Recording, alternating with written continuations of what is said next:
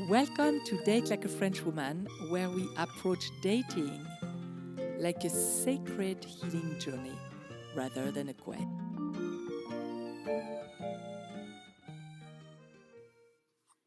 Welcome to a new episode of Date Like a French Woman. This is Murielle, your host. How are you today? I am magnificent. I actually am enjoying a visit of my parents from France. So I had to change the place where I usually record my recording studio for my podcast. And I just wanted to warn you that you may hear some background noise because I am not in my usual spot. Today, I wanted to talk about love. First, because I'm really appreciating and enjoying the love of my family. And also because I wanted to approach a subject that is very important, as a lot of women want to be loved for who they are. And it's not always clear and not always as easy as it sounds. I am very proud of one of my clients, my current coaching clients, who we had a session last week and we were working on her vision for the ideal love partner, the ideal guy that she wants in her life. And she was able to really pinpoint who she was and what was important to her. And because of that, she decided to let go of a relationship that she just started, a man that she just started dating, because she had a compass to really become aware of the fact that they were not compatible and the relationship was not evolving in the way that in the same way as her vision for her relationship. So I'm really proud of her, and I thought that it would be an important topic to cover, to also give you your compass to decide on the direction that you want to take, actually in love, but in all your relationships. Because you want to be free in a relationship, to be who you are. And you want to be, it needs to be effortless. I know there are always compromises in all relationships. But when the difficulty, when the negatives are outweighing the positives, it's time to let go. So, who are you? Do you even know who you are? I don't know if you've seen a movie. It's an old movie, but it stayed in my mind because it was really obvious in that movie and an eye-opener, how knowing who you are will impact your happiness, your life, your choices. The movie is the Runaway Bride with Julia Roberts and Richard Gere. And in that movie, I remember there is a scene where she is literally in her kitchen after she had so many relationships from, I think she was 16-year-old until late in her 20s. She was never alone. And she noticed that every time she was with a guy, she suddenly started to shift and change to adapt to the version of who she thought she had to be loved. And that manifested in the way that she loved her eggs. So when she was with a guy that loved, his favorite way of eating eggs were sunny side up, that was hers too.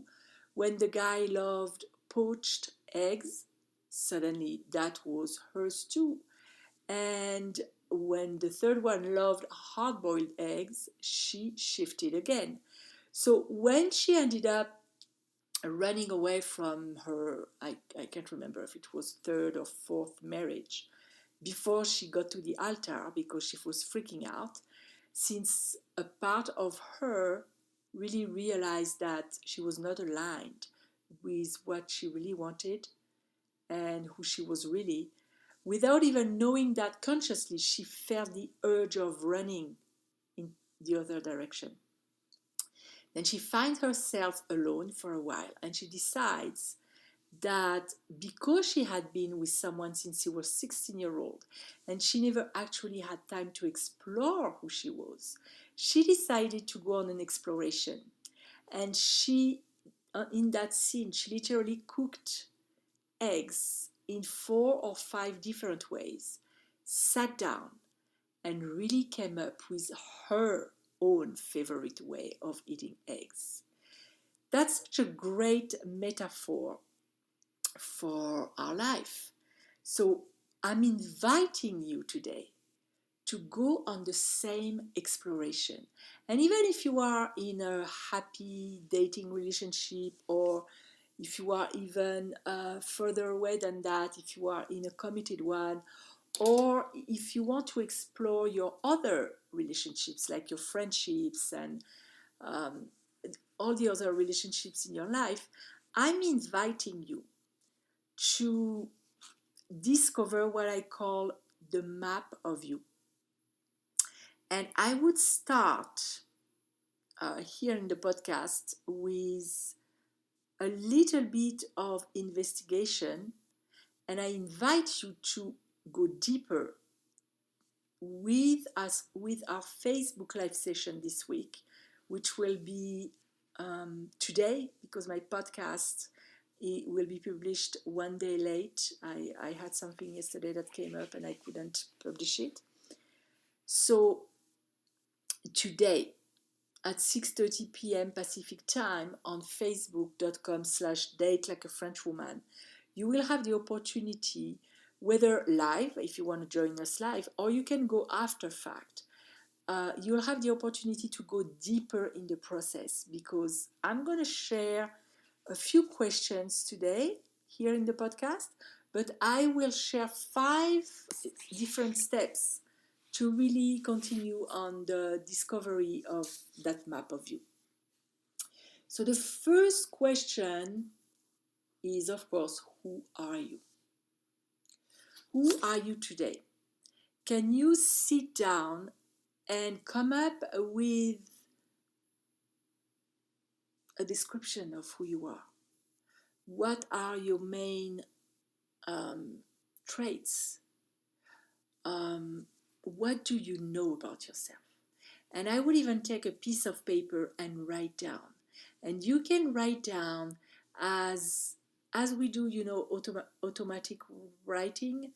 That means that you give yourself a time frame. I usually say 5 minutes, but you can take longer for that exercise because it's a deeper introspection. And you do not remove pen from paper. You start writing I am, and you put whatever comes to you after the sentence. And when you're done, I am, and whatever comes to you. And see what transpires. See how you perceive yourself, your first impression of yourself. You may be surprised, especially if you do the exercise correctly, which means you do not let yourself think, you just write whatever is coming. And if you have to repeat yourself, you repeat yourself, but you do not remove your pen from the paper. You continue writing. The next question is, who do you want to be? And to answer this one, it may come to you. A lot of stuff, I'm sure, is coming to you.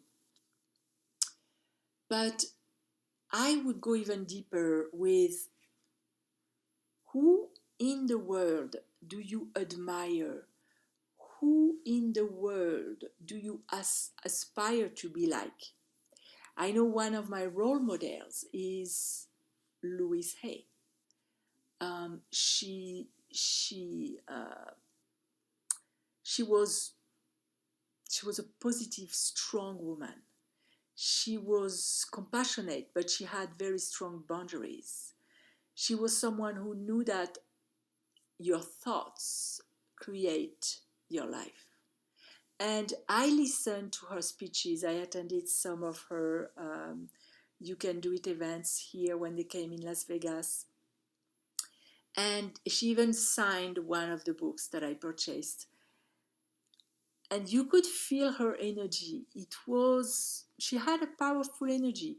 So when I think about, we do very often, a lot of people do a vision, or some people do a vision board. I have my client do visions, emotional visions, and at this, how they want to feel, but also what values and everything they want in a soulmate. What if you were writing a vision of the ideal you? Who would you like to be in the world? What legacy would you like to leave? How would you like to impact people? And from that vision, you can see, how do you measure up? And not in a way where you compare yourself and you're hard on yourself, but where do you need to shift a little bit? What are the easy shifts that you can do today? Some of them are very subtle. In most cases, the tiniest, the more subtle changes produce the biggest outcome. When I first started my business in 2011, I called my business originally Small Shifts for Big Happiness, because that's really the way it is. You will shift a little bit of your way of thinking about a subject or a matter, or even about the world or yourself, and your whole life will be transformed. Think about the change like a thought, like, I'm not enough, or I can't do that. Shifting that to, how can I find a way to maybe do it? It's just a tiny shift. You don't yet have to act on it. It's just a change of vantage point. You're looking into another lens.